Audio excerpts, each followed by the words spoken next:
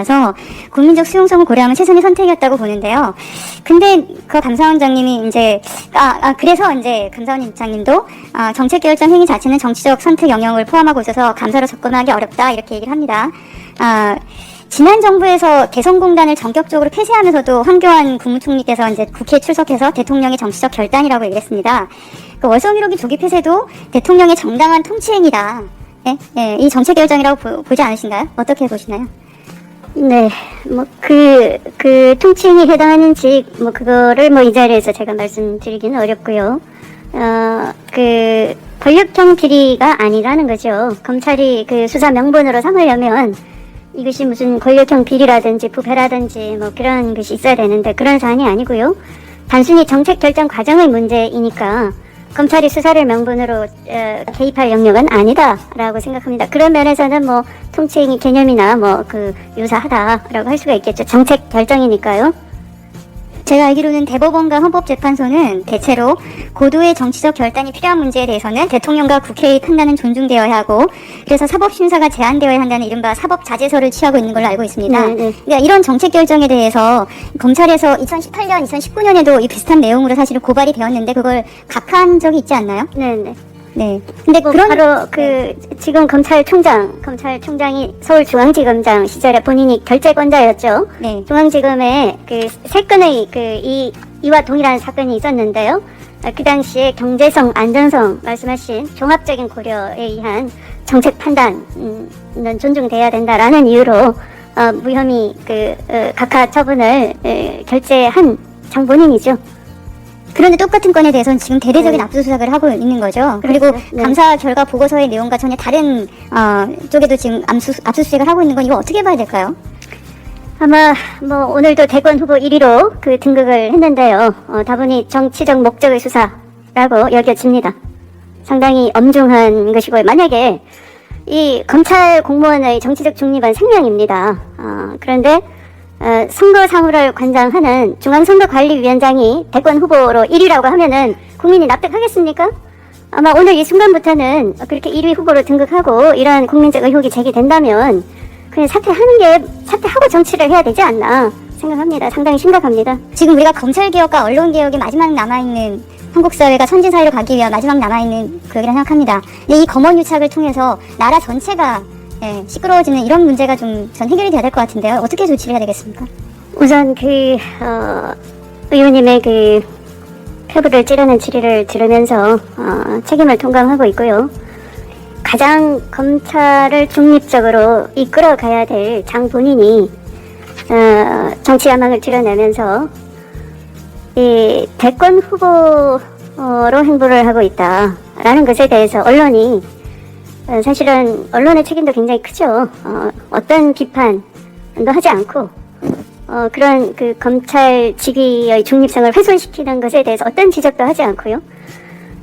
그것을 이른바 태풍의 눈을 이렇게 태풍으로 되게끔 키워주는 그런 역할을 오늘날 언론이 하고 있는 겁니다. 그래서 의원님의 검언 유착의 문제 제기가 단순히 어떤 사건으로 끝나는 것이 아니라 이렇게 가면 어떤 제도든 어떤 정책이든 그것이 정치적 상상력과 창의성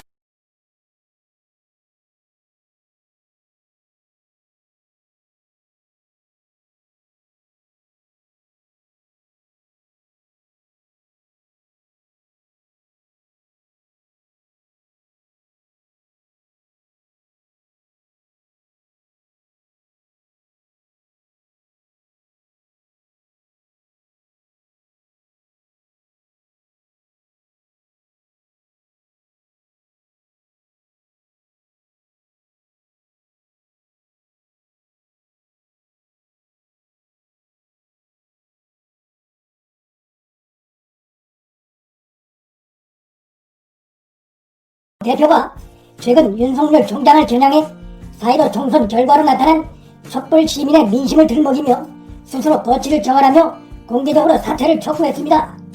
그런데 우이종 대표가 내세운 이러한 사퇴 압박의 근거는 민심의 실제 내용과도 거리가 먼 아전 인수격의 궤변에 불과합니다. 이번 총선에서 미래한국당이 더불어시민당보다 정당 지지율이 더 높았고 당선자 수도 더 많이 나왔습니다. 조국 수호를 대놓고 외친 열린시민당은 세속 획득에 그쳤습니다. 비례정당 득표율만 놓고 보면 민심은 조국을 심판하고 윤석열을 지키라는 명령이었다고 보는 것이 옳습니다. 거대 의석을 가진 집권 세력 위성정당의 첫 일성이 윤석열 사퇴였다는 것은 그들이 그만큼 법과 원칙에서 물러섬을 보이지 않고 있는 윤석열 총장에게 심각하고 치명적인 약점이 잡혀있다는 것을 의미합니다. 그렇지 않다면 엄청난 권력을 손에 쥐고서도 그들이 이렇게까지 윤 총장 건들기에 목을 맬 이유가 없습니다. 윤석열 총장이 최근 대검 간부들에게 어떤 정치 상황에도 자진 사퇴는 없다는 점을 밝히면서 현 정권 비리를 원칙대로 수사한다는 강력한 의지를 드러낸 것으로 전해졌습니다. 정치 상황이 현 정권에 유리하게 바뀌면 자신과 검찰을 향한 더욱 거세진 압력이 제기될 것이라는 점을 모를 리 없는 윤 총장이 이 같은 발언을 한 것은 권력에 굴하지 않겠다는 그의 각오를 보여주는 것일 뿐만 아니라 크게 변화된 정치 상황 하에서도 현 정권 핵심을 겨냥한 수사 재개 의지를 피력했다는 점에서 현 정권의 혐의를 입증할 유력한 증거들을 검찰이 쥐고 있다는 방증이기도 합니다.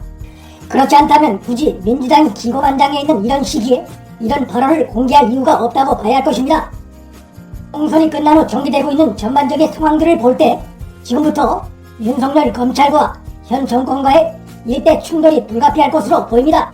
검찰은 울산 선거 공작 사건 관련해 임종석과 이강철 청와대 비서관에 대해 기소하기로 결정한 것으로 전해졌습니다. 청와대와 당과 정부가 조직적으로 또 집단적으로 움직인 울산 선거 공작 사건의 성격상 임종석, 이광철 기소 이후에 마지막 남은 피고발인이라 할 수 있는 대통령 문재인에 대한 조사가 어떤 식으로든 이루어질 수밖에 없습니다. 수사의 흐름이 어떻게 흘러갈 것을 누구보다 잘 알고 있을 윤 총장이 정권에 대한 강력한 수사 재개 의지를 밝힌 것은 자신의 직을 걸고 하고 있는 것으로 볼 수 있습니다. 숨진 수사관 A씨의 휴대폰이 잠금 해제된 이후 청와대 관계자들의 윤 총장에 대한 공세가 한층 강화된 것은 숨진 수사관 휴대폰 통화 내역 수사에서 현 정권에 타격을 줄 수 있는 선거 공작과 관련한 새로운 정황이 담긴 통화 내역이 검찰에 의해 확보됐기 때문이라는 의혹이 일고 있는 것도 검찰의 굽히지 않는 수사 의지의 배경으로 분석됩니다.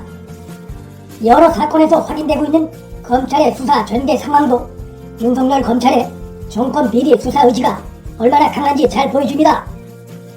검찰이 문재인의 사유와 연관성이 거론되는 이사항공 창업주의자 대주주인 이상직 당선인의 사무실을 총선이 끝난 다음날 전격적으로 압수수색한 것은 정권의 눈치를 보지 않겠다는 윤 총장의 단호한 수사 의지를 잘 보여줍니다. 이상직은 문재인의 대선 캠프 핵심 멤버였고 수상한 해외 이주로 국민적 의혹을 불러일으키고 있는 대통령 딸 문다혜와 문재인의 사위 이슈에 배후 관련 인물로 의심받고 있는 인물이기도 합니다. 총선이 끝나자마자 압수수색 1호 대상자로 이상직 당선인을 겨눈 것에 대해 여권 일각에서 윤석열 총장이 정치를 하고 있다는 비난을 하고 있지만 이번 일은 정권의 압력이 흔들리거나 눈치 보지 않겠다는 검찰의 강한 수사 의지를 상징적으로 보여준 것으로 해석하는 것이 더 합리적입니다. 검찰은 총선 바로 다음날 현 정권 실세 연루설이 돌고 있는 라인 투자 사기 사건 관련 김모 전 청와대 행정관을 긴급 체포했고 유시민 등 여권 실세와의 유착 의혹이 제기되고 있는 바이오 업체 신라젠의 전 대표 이모 씨와 전 감사 광모 씨에 대한 구속영장을 청구해 법원으로부터 발부받았습니다. 검찰의 이러한 일련의 모습들은 정치를 하는 것으로 봐서는 안되고 권력이 개입된, 그래서 사건이 왜곡될 소지가 있는 대형 비리 사건들에 대해 검찰이 좀 더 신속하게 적극적으로 대처하고 있는 것으로 보는 것이 합리적인 해석입니다. 총선이 끝나기가 무섭게 문재인 정권과 윤석열 검찰이 정면 대치를 하는 양상이 전개되고 있는데 이번 싸움은 윤석열 검찰이 질려야 질 수 없는 싸움입니다.